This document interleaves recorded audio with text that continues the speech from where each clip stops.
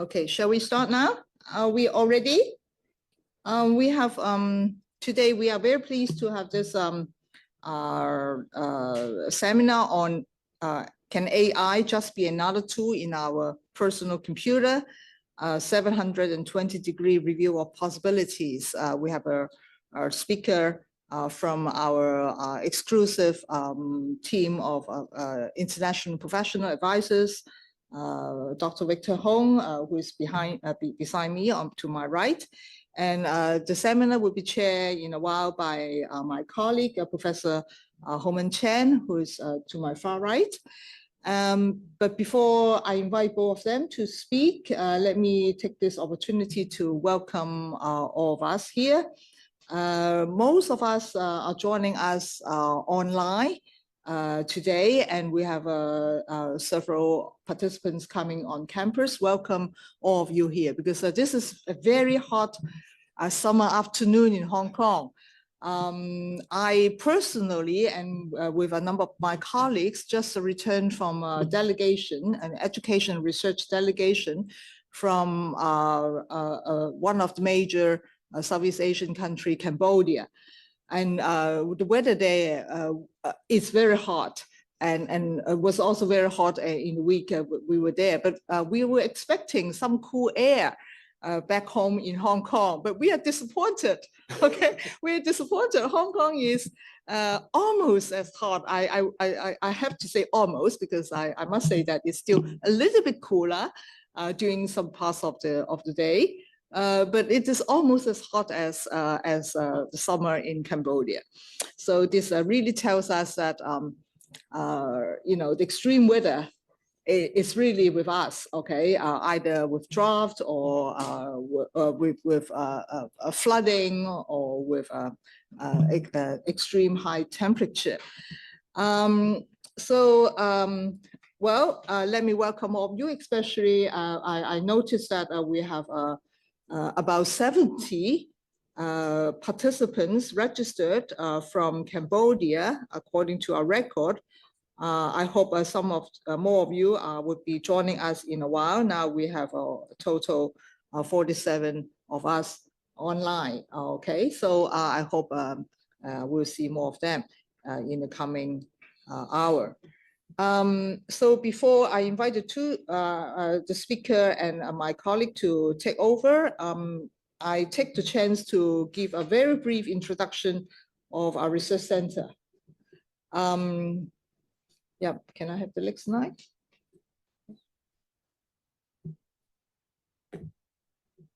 Well, this seminar is organized by the Research Center for Sustainable Hong Kong in conjunction with my department, Department of Public and International Affairs of City University of Hong Kong. I simply want to say thank you to all members of the center.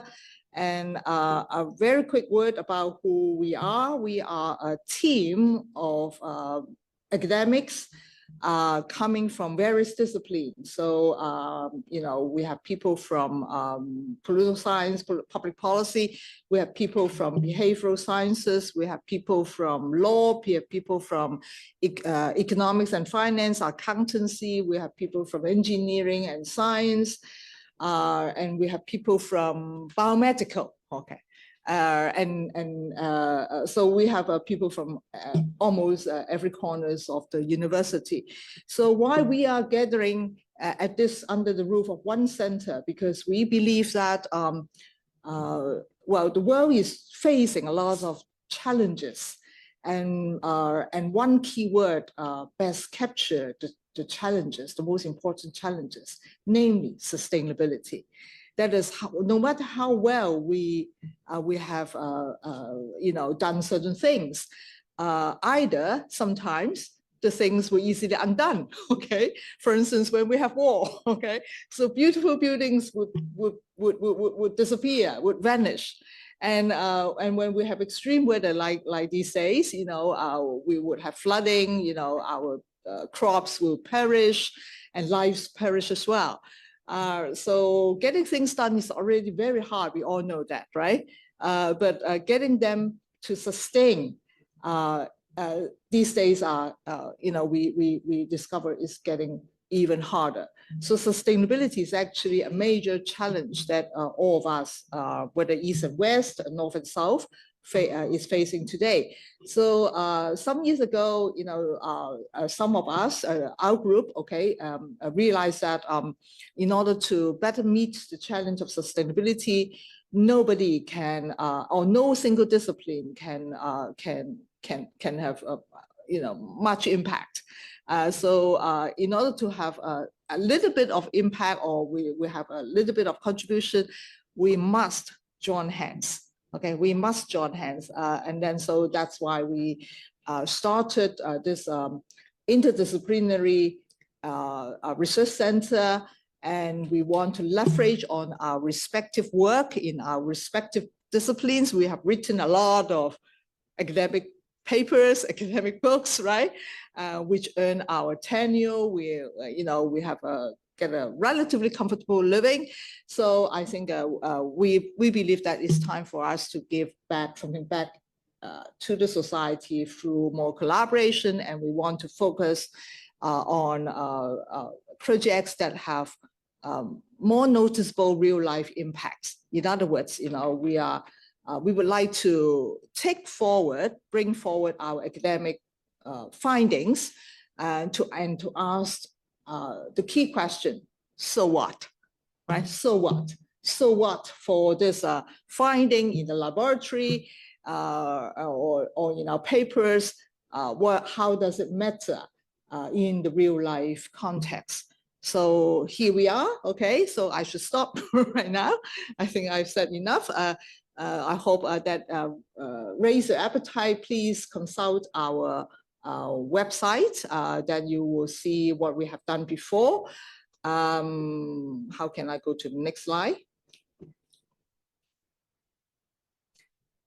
Yeah, so here you see a few bullet points and some images of some of our research outputs. So you can take a better look when you go to our website, and we have pages in Facebook and also LinkedIn as well. Well, of course, among these, we the Belt and Road Initiative and COVID-19 are two of our very important flagship projects. And one also very important, which is the topic of today. I mean, the theme of today is artificial intelligence. And we focus on artificial intelligence with a unique perspective, namely ethics and governance. Because we believe that we have, of course, artificial intelligence is the top-notch topic and an area of research everywhere in the world, especially in the developed countries, including China as well. And then we have a large team of engineers and scientists working on the tech side. But at the same time, we believe that the ethical side and the social science side, philosophical side, is equally important, if not more important, because that relates to how are we going to use this very powerful and emerging technology, and to ask the questions, how we can, reap the benefit, okay, of the new technology for the better, okay, rather than to allow it to go in an uncontained way, okay, or uncontrolled way. So we have actually, before we have done something like that, and so we have worked on this theme. So that's why we have this seminar today. Okay, so before I pass over to the chair of today, Professor Ho, to start this seminar by our colleague, Dr. Victor Hong, may I invite all of us to commemorate today and by taking a group photo. So shall we have the group photo from the online audience first? May I invite all of us, all of you online, switch on your camera, please.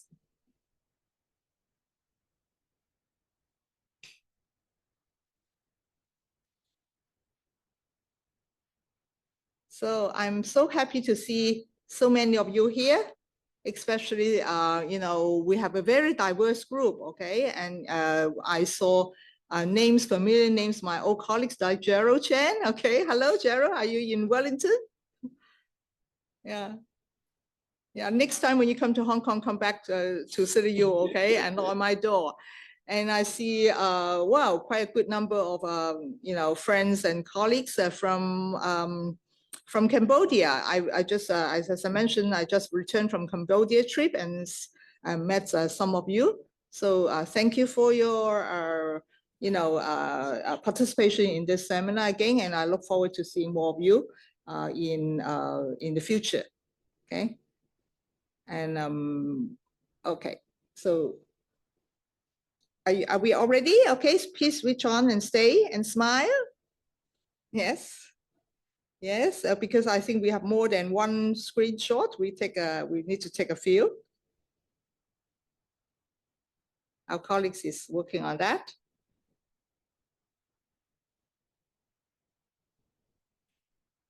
Yeah. Okay. So next, shall we take a group photo for us at the venue? Okay. Give me 1 second. Okay.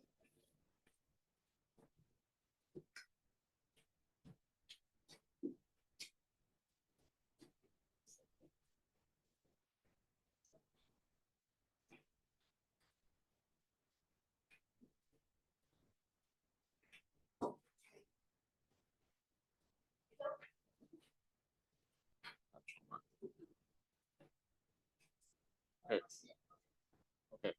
1, 2, 3, smile.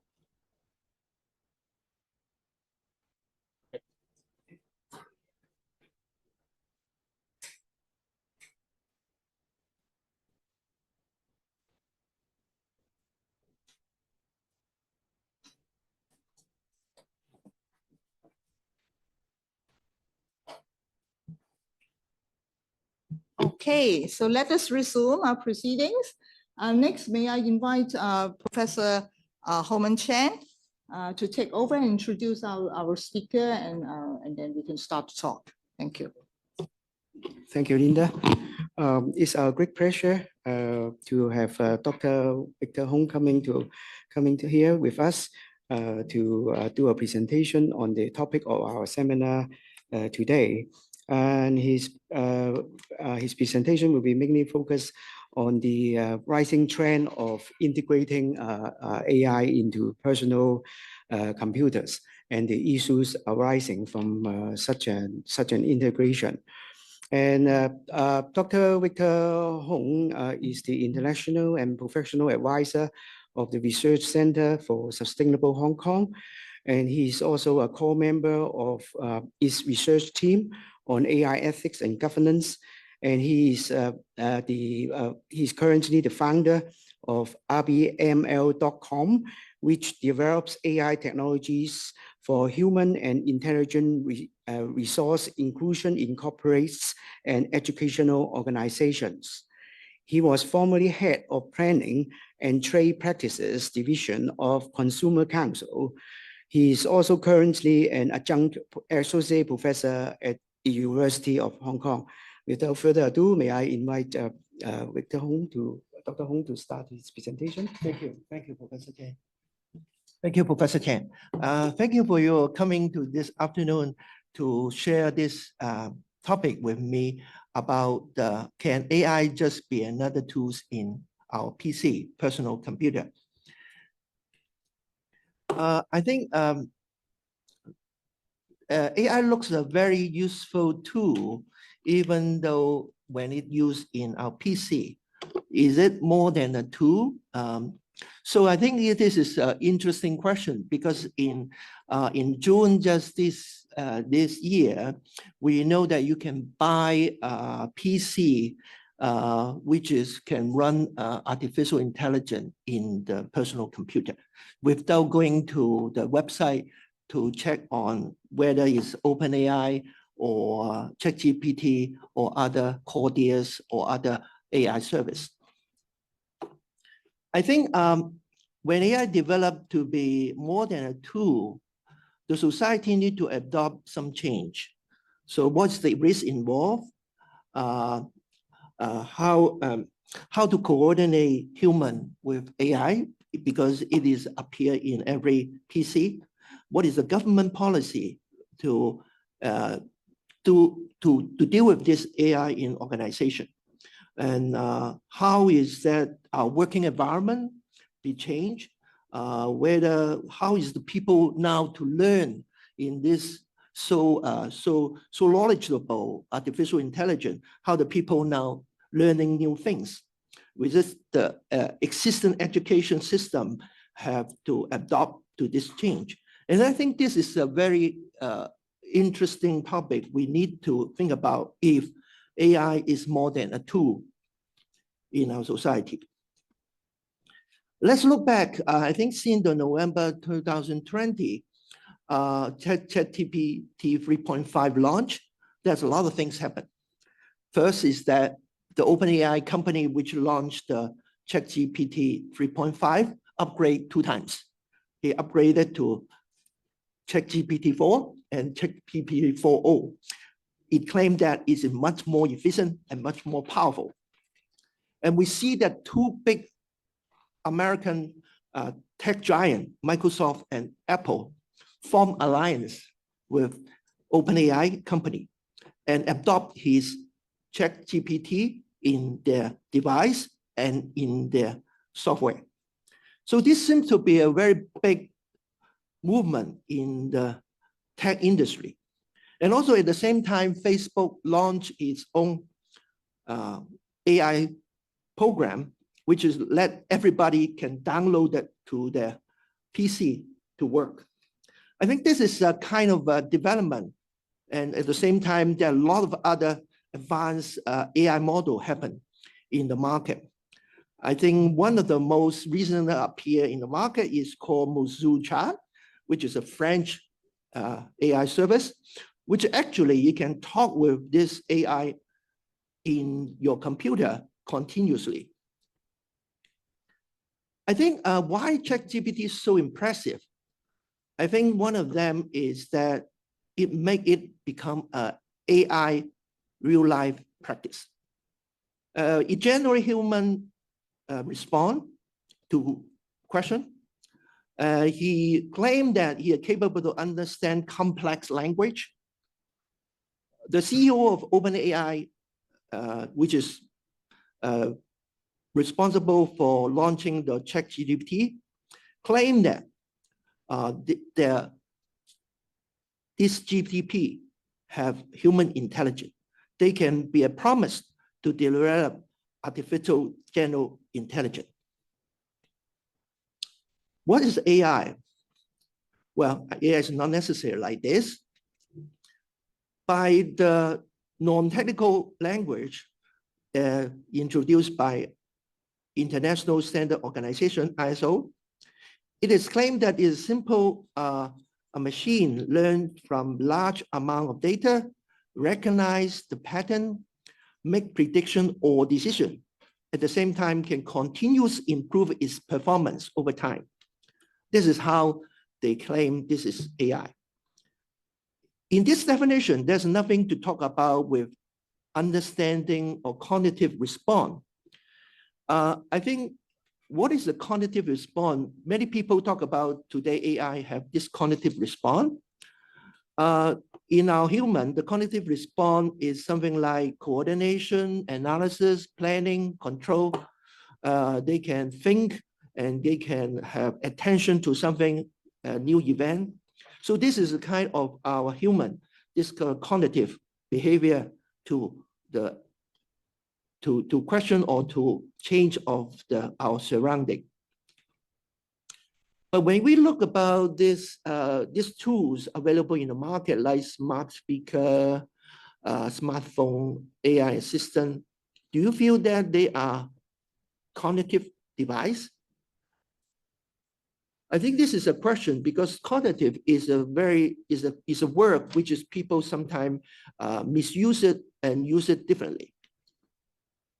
Let's look back about how AI been developed. I think long ago, researchers realized that it's difficult to formulate rules on cognitive response. Human sort of human intelligence or cognitive response, it's difficult to use program to do it. They found that they give up this idea and use another approach. I think in the classical program, people design code program and put in the data and hope that the computer will give you the answer. But they cannot use it to generate complete or accurate cognitive response. So they find another way. They let the computer, computer or to learn from the data.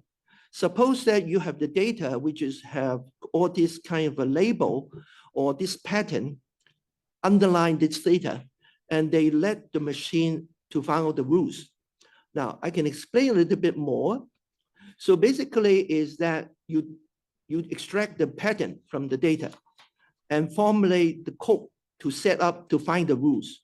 And once the rules has been created by this digging, then you can use the rules, put it back to the computer and use it to predict things. So if the prediction is wrong, then you go back to the machine to learn again. So you have a new data coming to the machine, you see whether it can find the improved rules, and the rules put back to the computer and to use the rules to predict things. If this is accurate, and then the learning is complete. But obviously you have new data, this learning mechanism can continue. I think the society found out that this machine learning method is very attractive. In 1997, in a chess match, the IBM Deep Blue defeat the champion. And during the beginning of the 21st century, IBM created his Watson and tried to use it to create this first checkbox and use just like the machine to talk with people. And I think at the same time, during that time, people find that you can use the computer to classify image, distinguish something like a data set of dogs against the picture of cat. And then they finally know that it's quite successful. And they use it to identify people in security control. Moving from next year in 2010 to 2000 now, we see the much more, the machines much more using this advanced machine learning become more powerful and become very impressive, very surprising have the result. The one of that is the Google DeepMind program, which is can able to beat the champion of the Go player, Lee Hsien-do, who is the champion of the world in 2016. And also many government and business are start using facial recognition, depends on the image recognition classification mechanism to adopt it in many business and access control. And at the same time, a new method coming out called transformer, which is introduced that to a way to understand language. And this transformer become the foundation of the invention, or not the invention, the discovery of this GTP in today. What is the GPT good at? G is represent generative. It means that it can generate something, generate new things from the past, from the basic things. And it means that is a good, in terms of language, it can generate good storytelling. Pre-training means that the machine knows the language structure and the underlying relationship between word, phrase, and sentence, and can use this underlying pattern to predict, to respond to your inquiry. So it become a very good language tools. As I say, transformer is just the architecture, the model underlying this, this new machine. Now, the power of the GPT in what is applied in many fields. One of them is especially in large language model. it also can apply in other field. It helps to learn to predict the next word in a sentence, next phrase in a sentence, or next sentence when you have a sentence asked about things. Because they recognize the pattern based on taking all this information from a large amount of text data. And they are self doing it without need to putting some human intervention. So it's something like self-supervised training or machine learning by itself.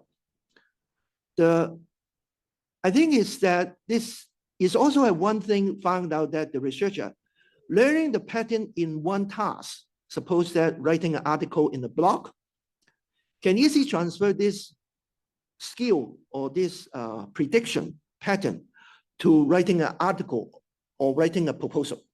So basically, that means learning one way to write things can apply to in writing other things. So this is why the GTP is so powerful, or this large language model is so powerful. Once they recognize the pattern, they can apply to many applications.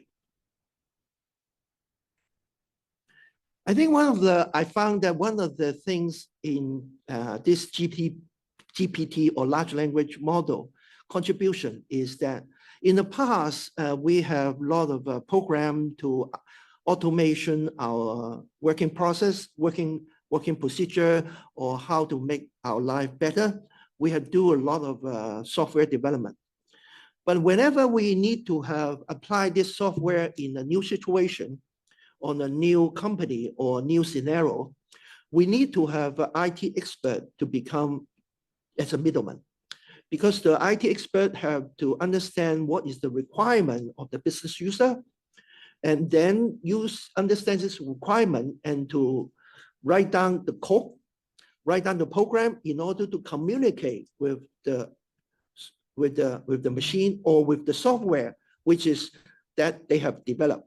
So basically, every time this system integration have to be in place, sometimes it takes a long time because communication between the IT application user and the IT expert take times. But the GTP and the large language model solve this problem because it is a good information technology development tools. The large language LLM, the large language model, ability is to communicate with human, with the machine. So they can skip the middleman of the IT expertise. Of course, in theoretical, we still need it now, but gradually, when the machine understand more about human, then they can easily communicate with human and understand the need of the human, and then to use the software to develop and to help to automate many business process.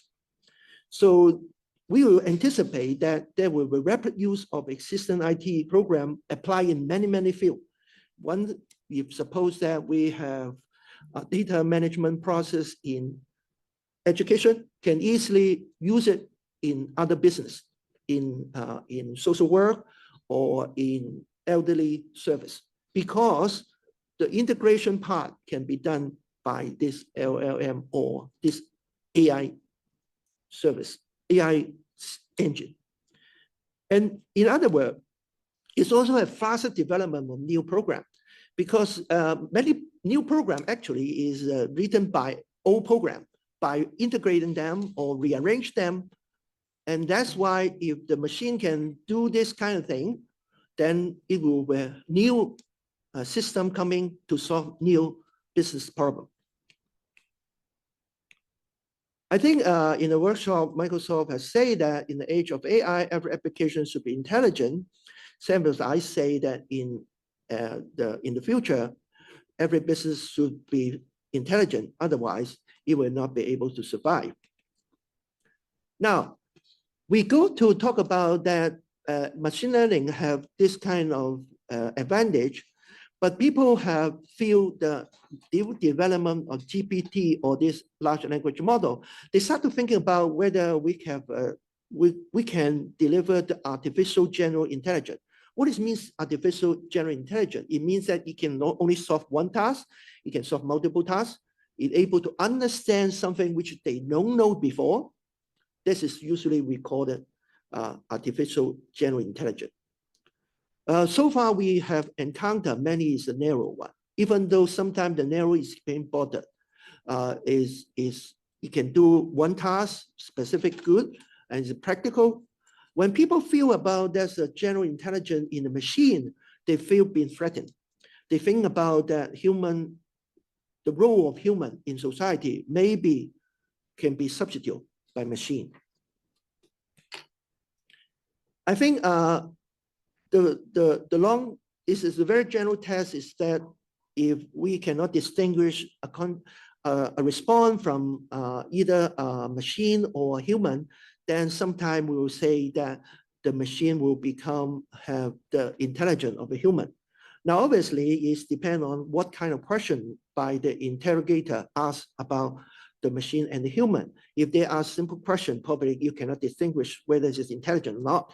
So, but in terms that interrogator can ask very sophisticated question, and then even though the machine can answer it perfectly well compared with the human, then we will say that this machine have intelligence. But this is a picture. Is it this picture drawn by human or machine? Now, this is an example. So you see that it may look like a painting written by artists, but actually it's made by a machine. So I think nowadays you can see this is just a digital image or an image which you may not distinguish whether it's generated by human or a machine. But I think in the future, there will be more and more tasks. You will feel that they were generated by machine, not human, which is you cannot distinguish. The narrow AI actually is usually we call it is inferior to human and intelligent, is weak AI, lack of consciousness and cognitive ability, like the IBM Watson, AlphaGo, and Google Assistant. Whereas the promise of the general AI is similar to human intelligence. They have human-like consciousness and cognitive ability. But it's not yet there. That is only the promise. And they can deal with unfamiliar problem. I think in this last 10 years, we see these two development going. One is that concentrate on narrow AI, which is on developed chatbots, more advanced search engine, and also using predictive analytics to solve supply chain management, and also some of the demand forecasts. And also use image recognition to control access. But there's also other people try to expand the AI in more broadened term. They now develop chatbots with an AI feature, which can answer more broader question, which is not specific on any field. And also they try to create AI manager, which can help to make planning, respond to new event, and see how the AI can able to deliver adequate response. But I think is general AI a path to general AI? I think general intelligence is difficult to define because I think it's difficult for the machine to know human intent, and whether the machine can be able to have this kind of awareness. I think this is still an open question. But we know that this kind of GTP need a lot of power, computer power, because they are running this supercomputer in many, it demanded a lot of high powered graphic chip, graphic processing unit in order to deliver the model. I think we see that to create this kind of GTP model or LLM model, large language model, become like a utility industry. you have to use a lot of input, lot of cost to build this computer system to digest a lot of data in order to understand the underlying pattern. And it's like a utility business. You need a lot of investment. But once you have the model, running the model is not very costly. That's why you can see that sometimes he can give you free to use this machine in the website. I think, but building a GP model are costly, but actually using them are not that costly. There also there's a lot of way to make it smarter. But the platform industry, AI, is they build the AI model, they build a large language model. they need to recruiting back the investment cost. So basically they ask you to use it. But obviously using a platform AI, you have to submit your question to the platform, then it may be involve your personal information, then the privacy issue come out. And also because it's serving the public, then depending on the question, what is the answer, the level of the answer, whether it's going for the answer to a secondary school student or to a professor or to a professional expert, they may be compromised because they don't know your background.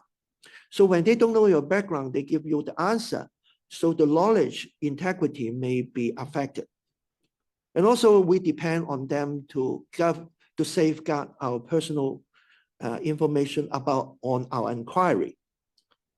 And also in about, because they use large sort of big data, a lot of information, they may come out with infringing other people's copyright. So this is the platform AI problem. But obviously, they are much more because they have big machine, they are good machine, they respond very fast, and they have access broader knowledge base compared with others. I think there's a lot of this big company are offering this platform to many users today. But it's the pay, what is that in this platform GPT is better than something which we're using the open source GPT. What does it mean open source? It means that you can just download the inference model, download the prediction model. They run the model, which is giving you a prediction model. Can you just download the prediction model in your PC? I think currently on the market, this AI plus the AI in PC or the Copilot in PC, which is the Microsoft launched recently, actually is to download this prediction model in the PC, storage it in your PC. And then actually you can ask the question on the PC without online. So basically you can answer everything for you. The answer is still reasonable, good. And if you are using this offline machine in your local machine, actually you have less privacy problem. You can also restrict them because you're using his prediction, his inference model. So basically you can ask him to access your own data set and based on your own data set to answer your question. So you guarantee the knowledge is fulfilling your need, the knowledge integrity. And because it's your computer, you're responsible for the cybersecurity. And because you use it privately, then you may not have much copyright problem you need to deal with. So how to do it usually is that you go to the open source to download the LLM in your local machine, and then tell the machine what is the role of the machine, what's the task need to do, and then build a database and ask him how to interact with other AI and you, and then set the rules what he should not do, what it should not do, what it should do, and then you can have your own AI in your PC. If the AI is a good tool, then local AI is possible, as I say. Why just one tool? You can have multiple tools, multiple AI in your machine, just like my machine. My machine have 3 or 4 AI working with me together. And you can build this a team and assign each AI to do different work. And you can also build an AI manager to coordinate this multiple AI to finish a task. It becomes smarter. Now, at that stage, it's no longer a tool, it's a team. It may like it's a party working with you in your machine. And also you can build to build a server, your personal server, and serve to connect with your mobile phone. And then you can always use it whenever whenever you are by accessing your personal AI service without going to the platform. I think also you can further develop, because you have this personal AI, you can develop your professional assistant. Professional assistant will be able to decide when to act, and you can program it and decide it how to work for you, and when and where and what. And also you can give him the information about your cultural, your preference, your history. Then it will be serve you as your assistant in your profession, which is not a platform service, which may not have this background easily installed. Also, as a local machine, remember what you interact with them, and particularly what you like, what you feel is wrong. And this good experience will build attachment. And this attachment will build trust with your machine. And you're willing to give them more, to train them more. And because its owner is your machine, it became you own it. People has incentive to train the machine better. So this is the machine will getting smarter. If you asking if you are a smarter person, then actually you can train the machine as smart as you. Now there's also a new development. You can develop a companion. If this is an AI in your machine, it can be more proactive. It can induce some effective response to you, and you can ask him to respond more effectively or more geared to your emotion. And it's not only interact with you one mode, it can interact with multi-mode in face-to-face, in voice, in text, and also with sensor. It can have a character. The AI can have a character. So basically, it will become, people will be attaching or sort of projecting emotion on this machine and become more like a companion. Now, I think this is the way how this local AI will develop. I don't think that people will develop companion in platform AI. I don't think people will be develop professional AI in the platform AI, because it's not belongs to them. And they have to share personal information, share insight with the platform. I think they have always this drawback. But in terms of the AI in your machine, in your PC, or in your device, I think people will be getting more attachment in it, more trusted in it. So we will see that AI become a more personal device. And it's not only a tool, it become a profession and also will become a companion. So I think that is what I feel then when we see that the time of personal AI come, it will have this development. It's no longer tool, it's something more new to us. Okay, thank you, Dr. Hong. Before we have our Q&A, and I would like to raise a question where we may focus on in our discussion. And after the release of AI PC by Microsoft, the Information Commissioner in the United Kingdom make a very negative response.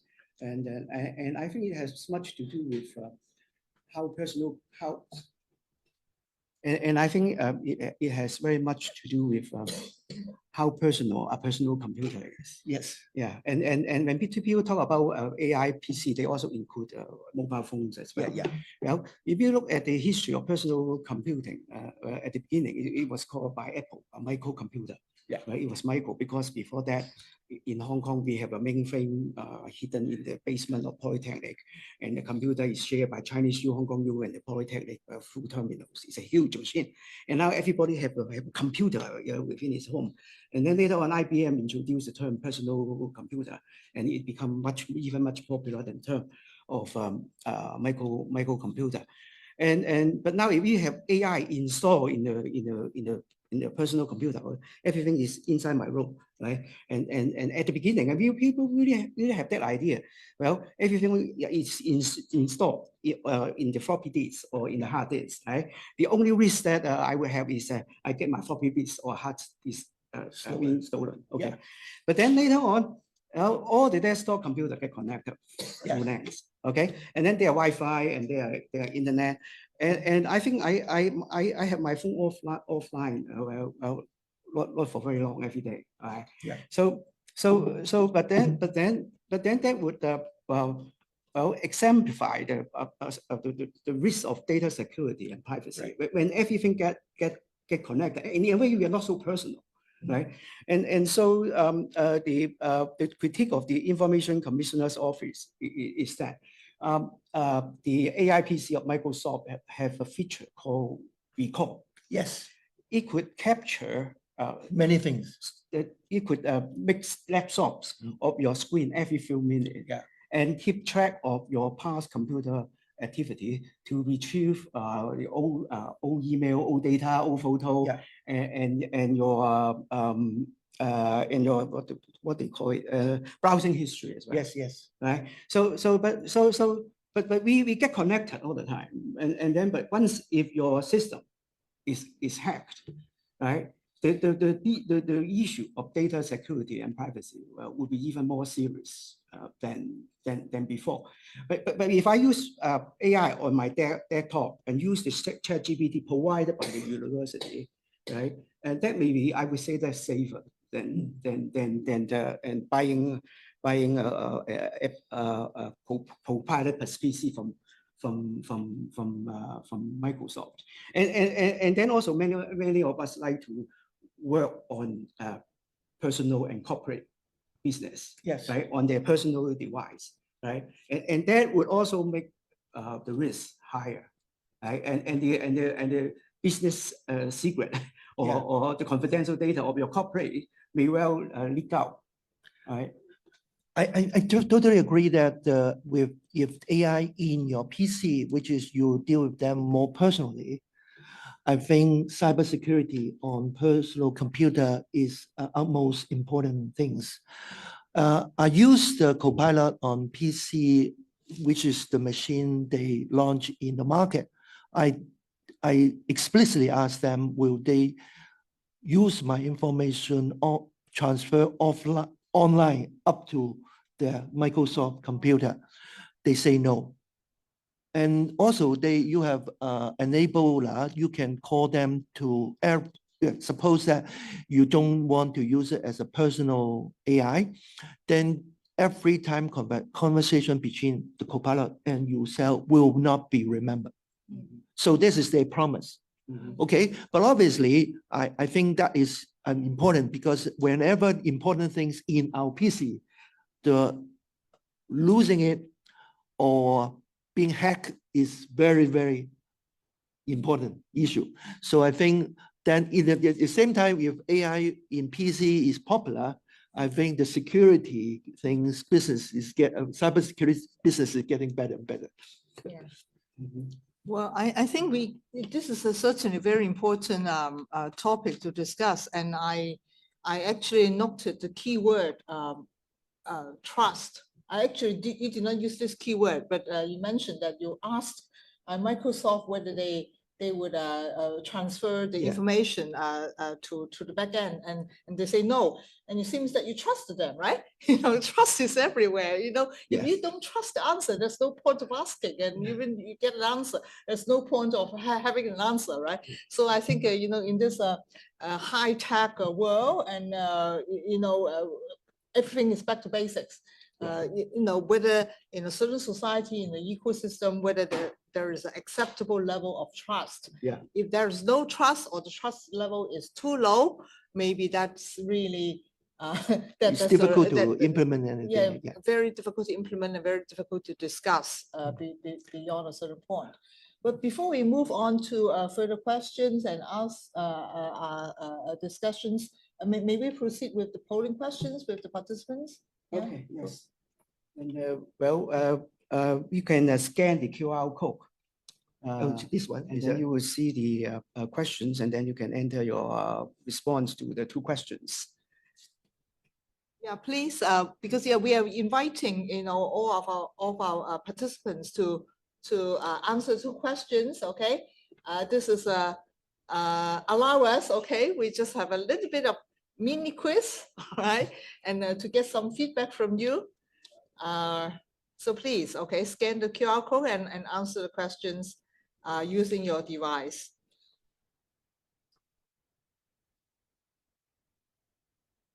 We won't be able to identify individually, okay? So we only get the aggregate answer.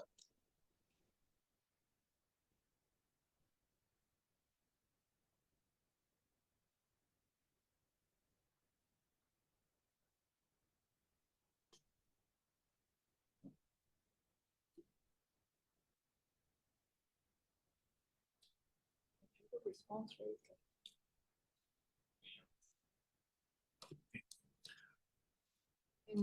Yeah. Excuse So me, we are Dr. waiting, okay? A few minutes, please complete the two answers. Any questions about the two questions? Basically, you just click on the questions, okay? I think the first question, one option, okay? You so pick one of those answer options, and for the second question, it is a multiple options, so you can click on as many as possible. If you feel all of them are correct, you can click all of them, but it's up to you, okay?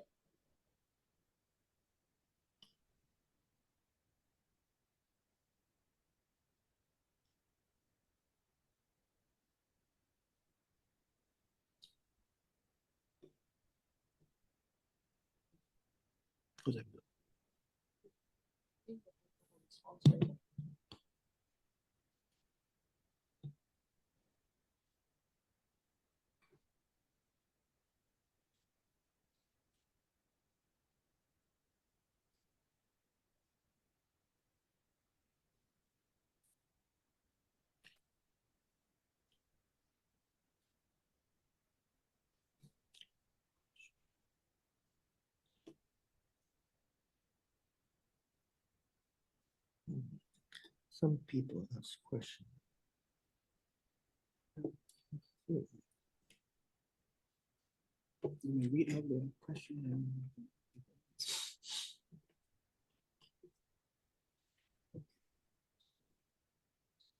Excuse me, Dr. Hong.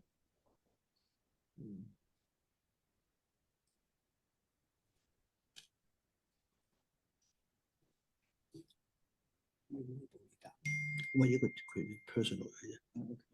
Personal.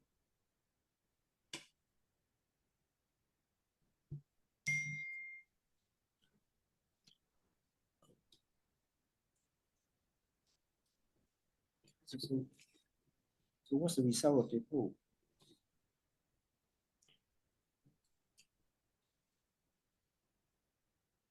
Well, do you have any questions about the polls?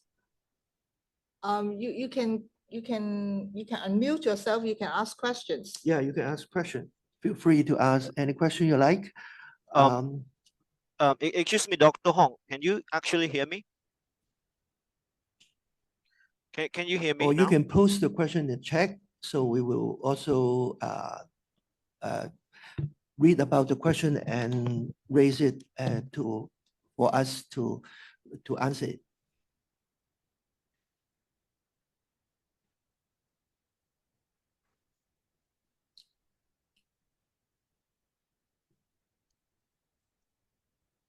Well, I think, I'll guess maybe you need more time to digest the questions. Do we have a response?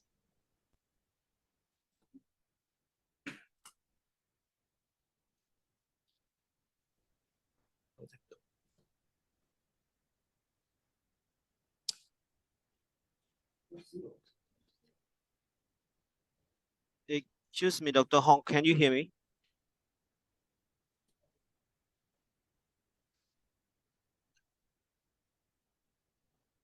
Hello, can you hear me, Dr. Hong?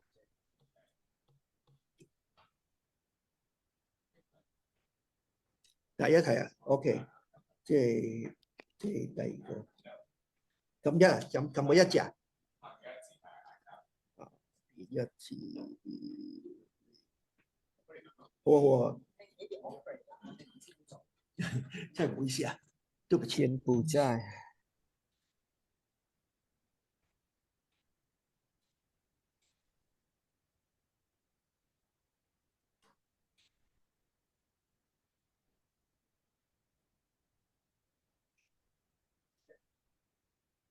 出唔出到出嚟啊？OK，佢哋網上都睇到啊。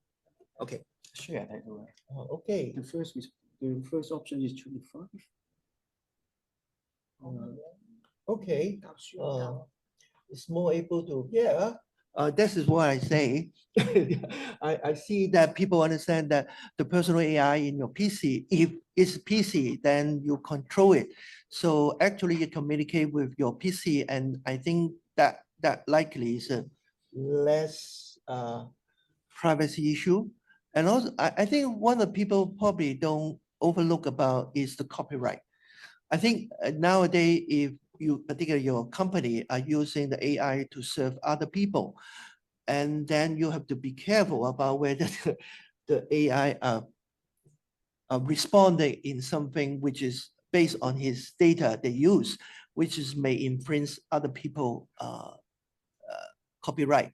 I have example, which is in a one famous university, two medical student, which is they use the OpenAI to serve the secondary school student on how to respond to their public exam, and also use the textbooks to respond to people any tutorial question. But actually, they use the textbook from the publisher and the question from the exam authority, which is they don't have the copyright. But then they use it and they post it on the service, then they are infringing other people's copyright.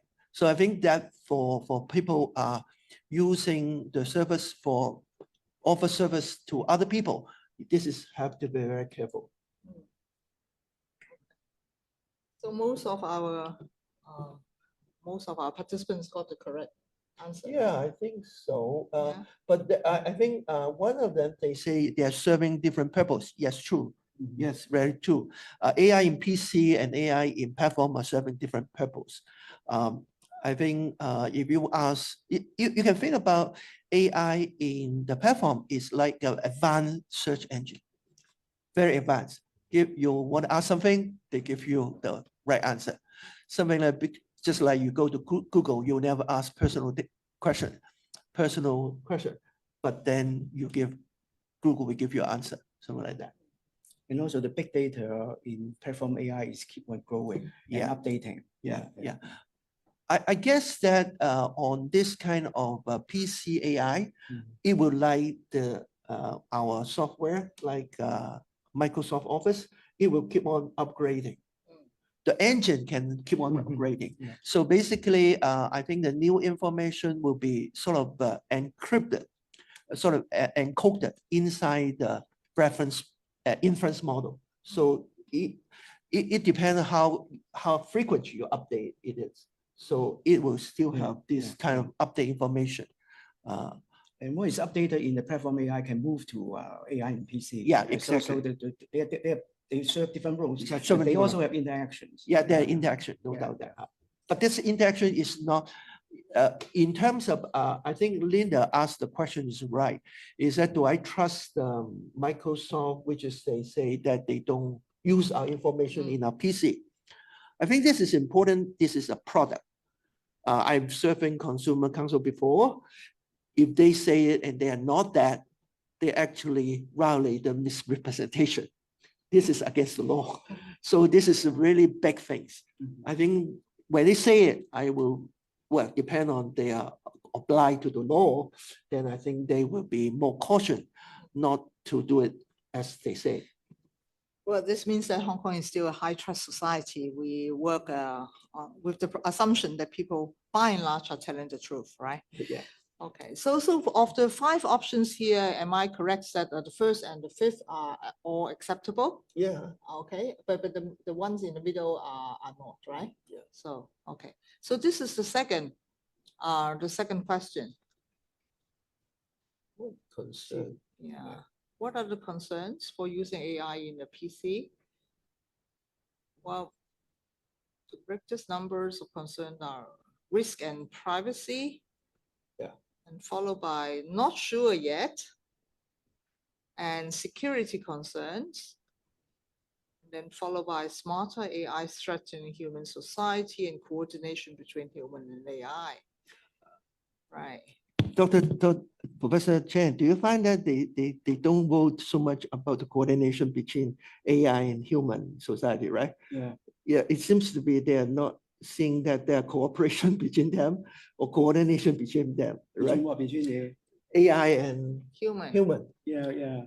I think this is because we are the research group about governance on AI. I think we are more concerned about this question, right? This is one of the questions we are interested. If they have a concern about risk and privacy, then the government regulations or maybe needed. I feel that this is or other way to monitor the development. Well, I think it is only because this coordination between human and AI is phrased in more general terms, right? Yeah. So it received less attention, but risk and privacy is very personal, right? Yeah. And very sharp. So that's why it attracts the largest number of responses. I don't think they're mutually exclusive. It simply relates to the different sharpness of language. Right.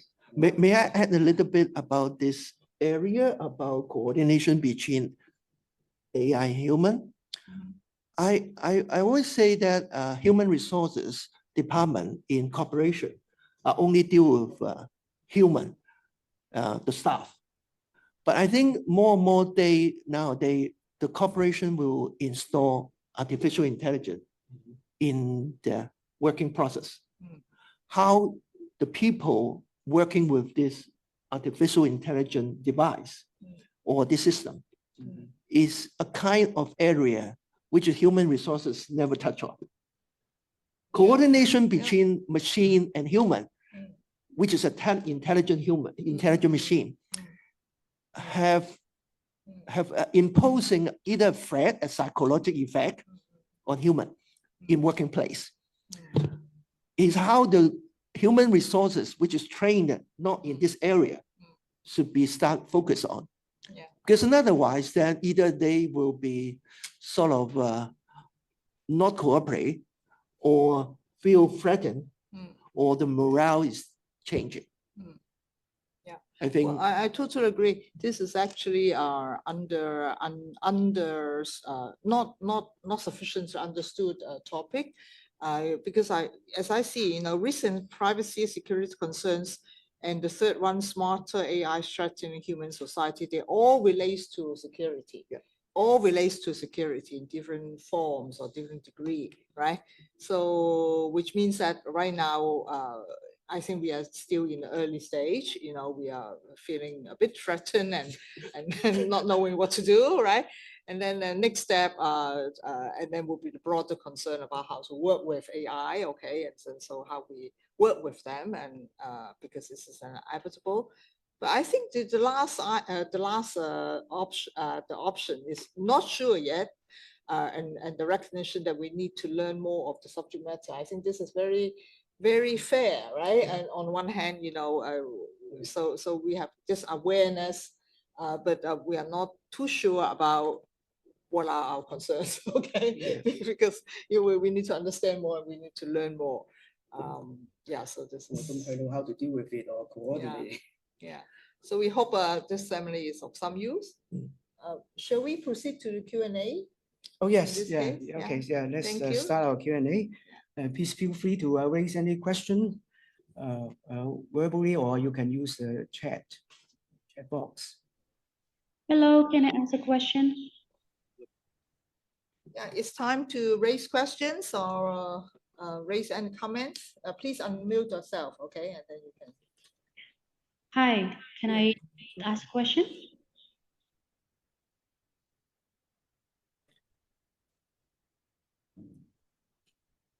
Anyone? Yeah, I Yes, think someone Professor want to Linda, can I ask ask a question. question? Bate, you want to say something? Yes, I want to ask a question. Can you hear me? Can you hear me? To say something. Yeah. Oh, Yeah. You can hear me, right? Play. Can you hear me? Yes, yes. Okay, great. Thank you for having us. I'm from Cambodia, Ministry of Land Management, Urban Planning and Construction. It's a very good presentation, and I hope if you have other seminars or anything related to our fields, construction, housing, please let us know. We will definitely inform our colleagues to join. So regarding this AI, I have a question. I'm not sure if it's too technical for you to answer, but regarding the risk, and privacy of AI, because recently we've heard about how risky it is to even have for example, there's somebody keep a machine or a USB or power bank with us. They can download information, even our bank information from us. And there's such a rumor spreading in our country right now that we should not accept any power bank. I'm not sure if it's possible this way for AI to have, for example, somebody keep their power bank with us and they can download even our bank information and get the money from us. You think it's possible that way? It must be the power bank have some hidden program there. It must be, because otherwise it cannot trigger the download activity.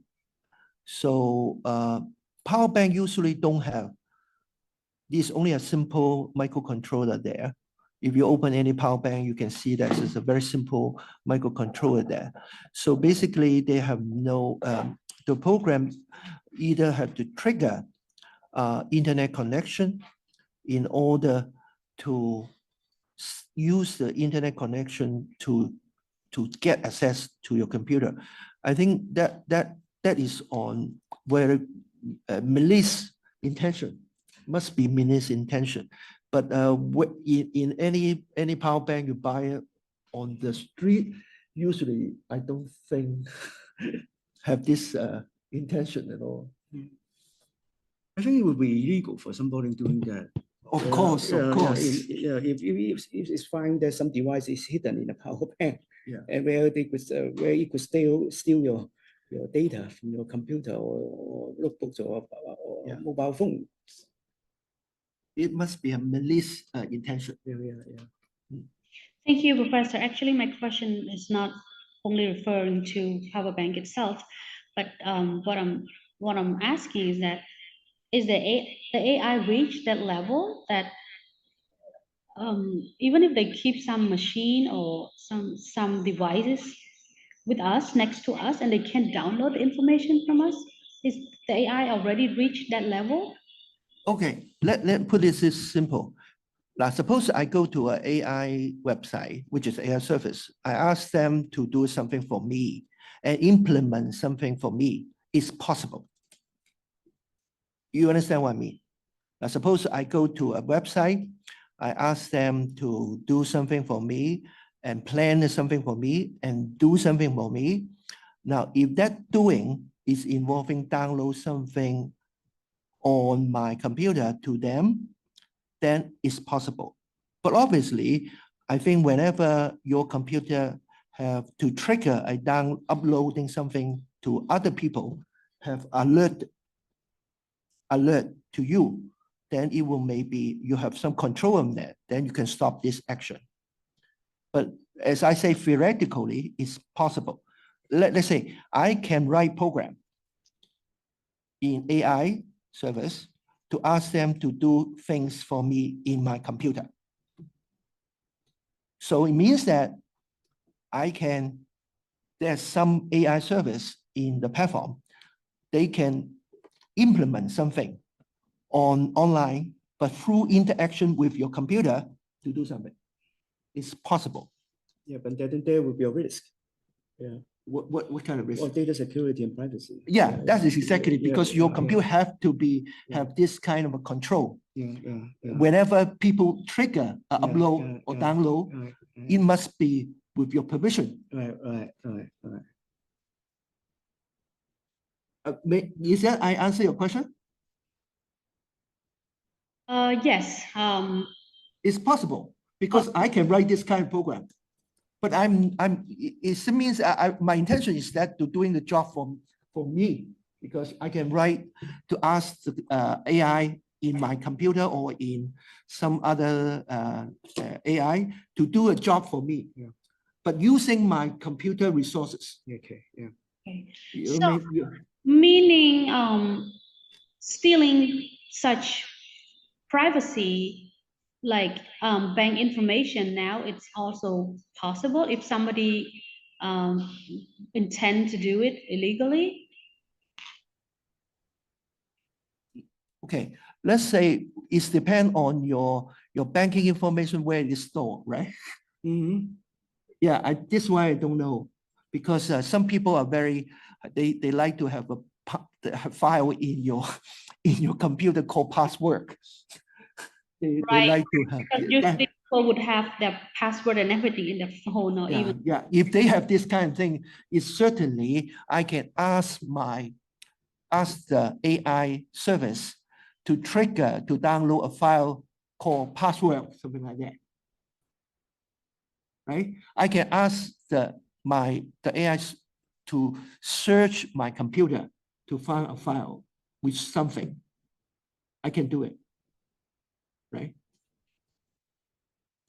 So in other words, technically, yes. Okay, the answer to your question is yes.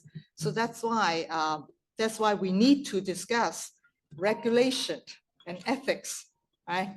Because technically, the technology, is very powerful and it enables a lot of different uses. And sometimes, a lot of times, beneficial. We like it. A lot of times, not as beneficial, right? So that's why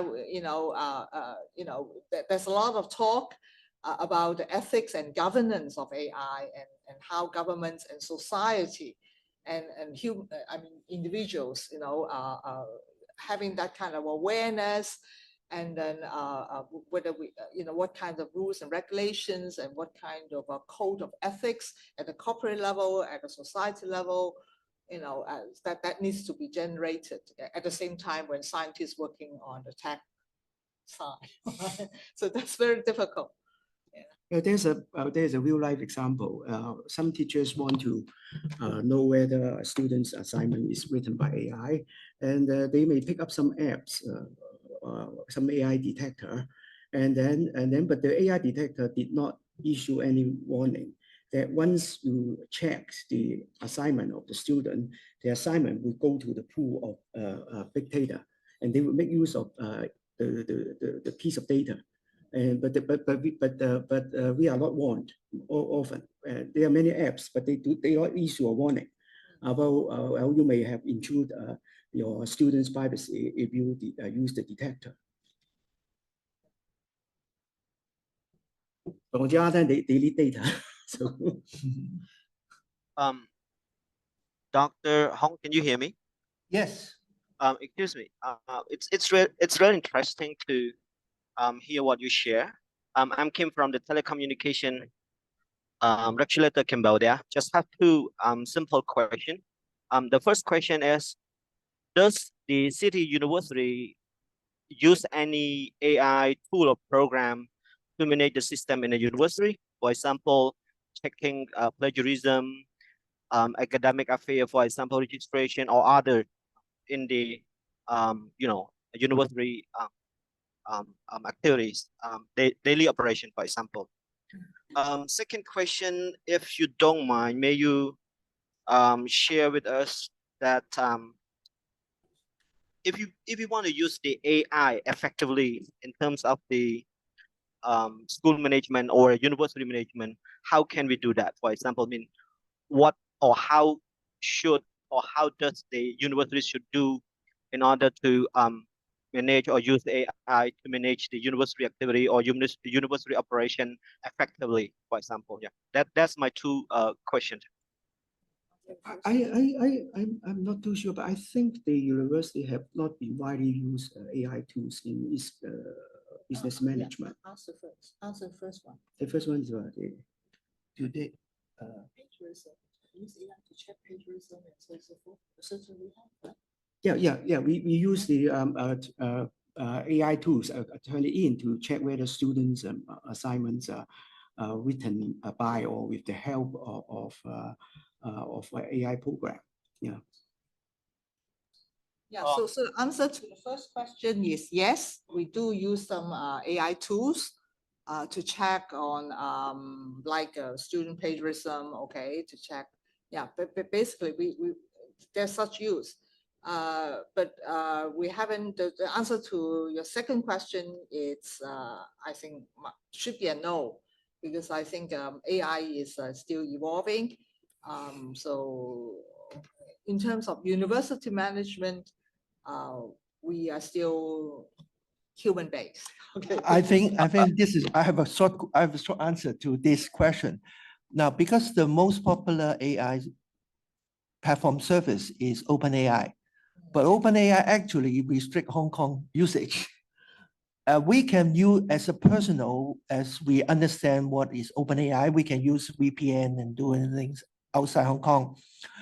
But I think for university as a corporate, they must be able to legitimate. No, we have ChatGPT in the computer system, and teachers and students and actually could use it. And I also have ChatGPT on my iPad. But why can they? Because they I had to pay. No, not pay. Yeah. It's because it explicitly say restricted Hong Kong usage.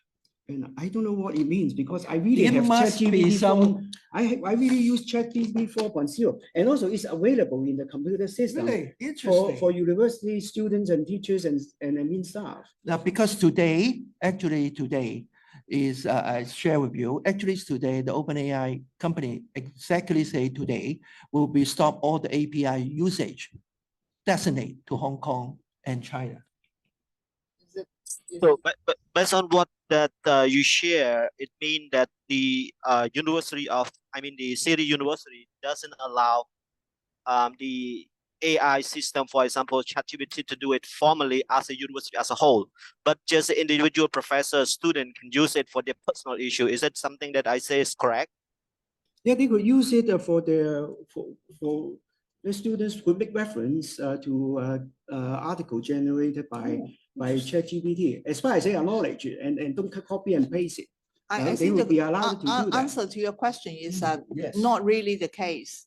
You know, well, the official situation about the U.S. sanctions on Hong Kong, I think that's a tricky thing that we need to further take a look because on the one hand, there's such a policy, but on the other hand, there is ChatGPT in use in Hong Kong, and then City University does offer a version of it for the use of staff and students. But at the same time, okay, at the same time, we have a policy advising our students how to make use of this technology. And so, because for instance, we require full disclosure because we believe that as a student, right, student come to university to learn, and part of the learning includes how to get hold of relevant materials. And if the AI, generative AI, one of the very important functions for educational use is actually serving as a research assistant. In other words, you know, the tool can help you to collect a lot of information and write an essay for you. And so if the student just submit the essay provided by his AI tools as a student assignment, then certainly does not serve any purpose of education at all, right? So for this case, you know, we would prohibit this kind of use of AI. So in other words, you know, to a large extent in the classroom, we discourage the use of AI because we believe that in the college stage, especially for undergraduates, students should spend more time to honing the skills, to practicing the skills, to do the job of collecting information, collating information, analyzing information, writing summaries, right? And this is the stuff that AI said that I can do for you, okay? But then, you know, human beings, you know, students, you need to learn how to do it. Otherwise, you would not be smarter than the machine. All right. So I think that's the simple message. Yeah.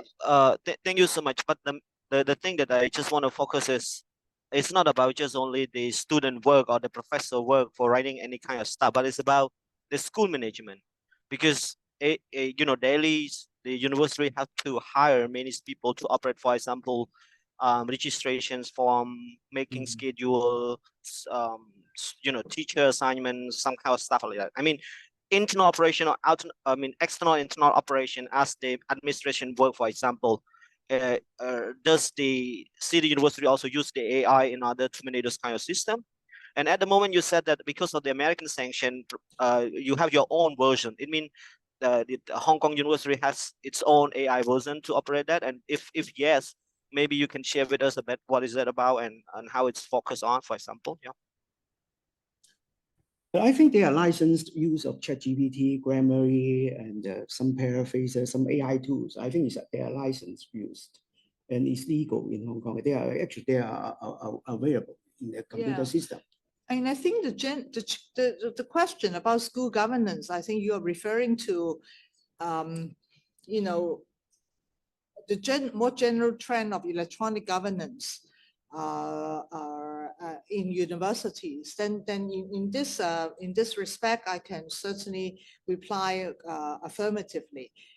So yes, our university has been using more technology to improve the efficiency of school management, and a lot of paperwork has been hopefully is now being reduced.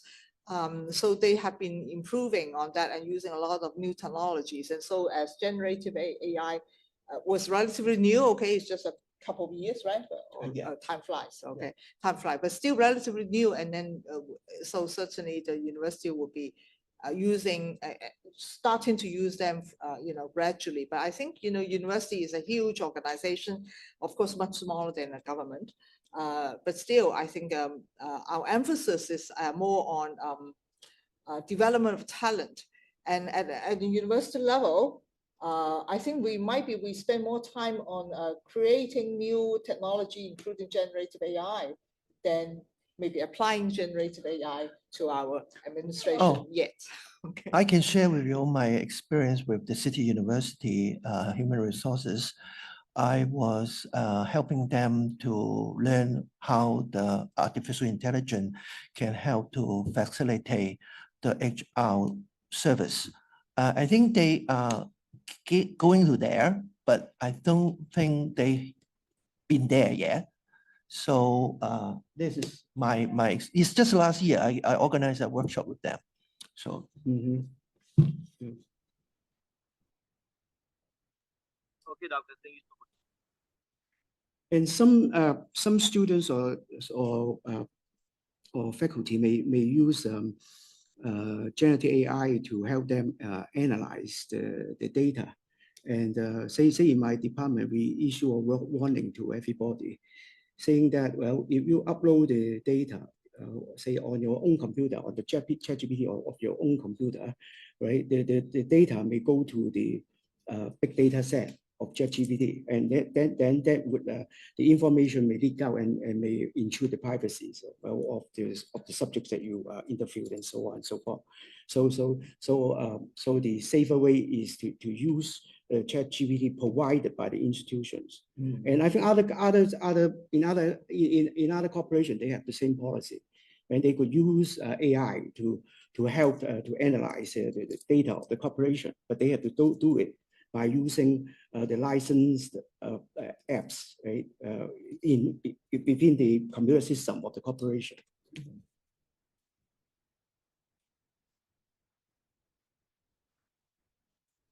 Yes.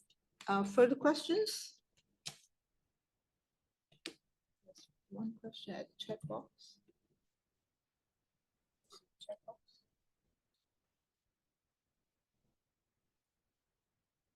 Okay, yeah. Yeah, you're right. But I think those we in the medical sector, usually this is what we call narrow AI, because they are very specific tasks. So we see many applications in narrow AI. But I think so far we talk about here is more on general AI, or very a more advanced AI, in the sense that in particular they understand language. I think this is the important things of the development of current trend of the artificial intelligence. As I mentioned that because now we can communicate with the machine by our language without computer language. So actually that will speed up a little bit of software development and system development. And I think that is, as the previous question about that, you will see more business and organization activity, business process will have new automated system coming up.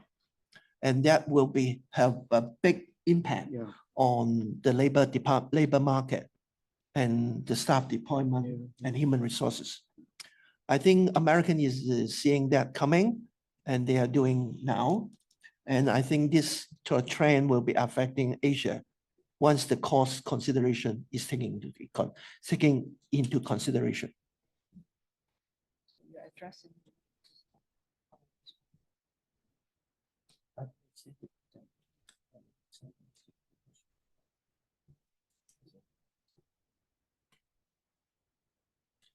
Oh, one of the question is asked about that. How can we prevent the AI will be intruding our computer? I think at least there's some virus and cybersecurity software have to be installed in personal computer. Don't do. I think nowadays when you're working in online activity, your computer must have cybersecurity software helping in this is minimum. I think that will help a lot and prevent a lot of hacking and intrusion. But still hacking sometimes happen. Yeah, but they are more advanced. And also you cannot keep your PC offline all the time. Yeah. Yeah, you somehow get your PC connected one way or the other. So that's why is that the cybersecurity is important. Yeah. I think it's usually people are neglecting this kind of thing. And also say the features of recall of AI PC of Microsoft, it captures so much of your personal information. And once those data were stolen, your privacy would be intruded very seriously.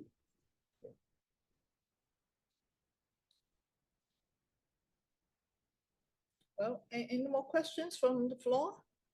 Any questions from the room, inside the room?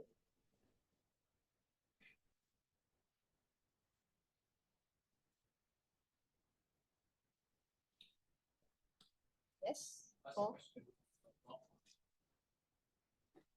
Side? But rather say I'm asking on behalf of some university student who might be searching for jobs and so on. So what do you think would be the area that the AI in PC or more general AI would be applicable in the futures, and in particularly that will affect the job opportunity in certain sectors? Okay. Is it okay to ask that? Yes, yes, of course. I read the news about Taiwan labor market. They now asking anyone, new graduate, to get into the job, have to understand how to talk with artificial intelligence. This is what we call prompt engineering. Yeah, because I think talking with an intelligent machine, you need to ask intelligent questions. You cannot ask very general questions. They will give you a lot of material, but you still don't know the answer. I think it's how to precise asking the right question is a skill set. You know that in 2023, Singapore have a prompt engineering competition, actually open to all people, and actually it's very. Now this year they held it in Dubai. Okay. So Hong Kong should have one in 2024. Yeah, that's why sometimes you can identify students using AI without acknowledgement easily, because they don't know about the subject. So they don't know how to ask the right questions, right? And so they may be able to get some irrelevant or superficial answer, but they are not aware of it because they don't know about the subject. But if you can answer, I mean, people need to be trained to answer good questions in their interaction literacy of AI. With AI. Yeah. There's a question in the chat talking about how the AI influence the future development of operating system and software application for personal computer. I think operating system may be a very difficult topic, which is the AI can able to help a bit, but obviously there are only a few operating system in the world. So I don't think that the AI will be interesting in against it. But on the software development, definitely it affected because the life cycle of software development will be shortened. I think nowadays I have example experience. I have a graphic designer friend. He said in the past when we asked to develop a website, okay, it can take about 4 to 6 months. Today, you can't do that. You have to deliver within 2 months.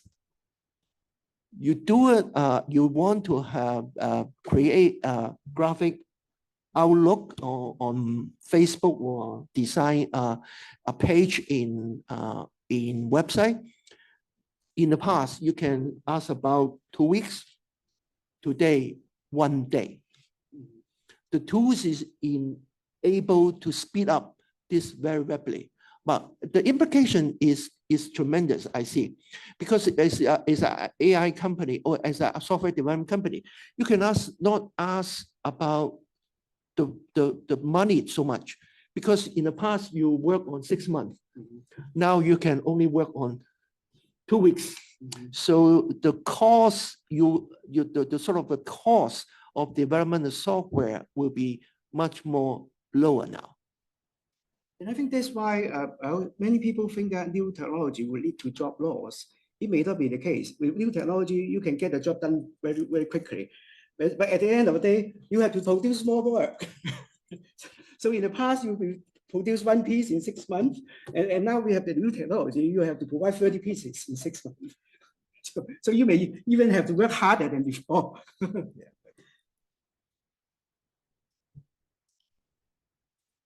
There are always many reasons for us to work hard. But one way of or the other. one of the thing I haven't mentioned in my talk is I find it amazing is that suppose that you have a PC AI you develop in your PC, right? It is your property, right? It means that somehow it have your intelligence there, somehow your knowledge there. Actually, you can sell it. You can lease out. So this is create another asset market, right? Instead, and because you are good, able to solve a lot of problems for other people, you are a good teacher, something like that. You can actually sell this one to other people, and then we will have creating an AI asset, the slavery market of AI in the world. Oh, come on. Well, yeah, I think it's as long as the AI doesn't have consciousness, it's just like it treat that as we can treat it as a slave, right? Well, I object to such use of language because Donkey is better. I'm worried because I shouldn't use this language. Sorry. we track to this exploitation because we're exploiting machines only, right? And sometimes human beings are too greedy. We're too used to exploitation. We will end up exploiting other things as well. Okay, So, thank you. Yes, I think it's an interesting thought about that. Trading on artificial intelligence. New design. Yeah.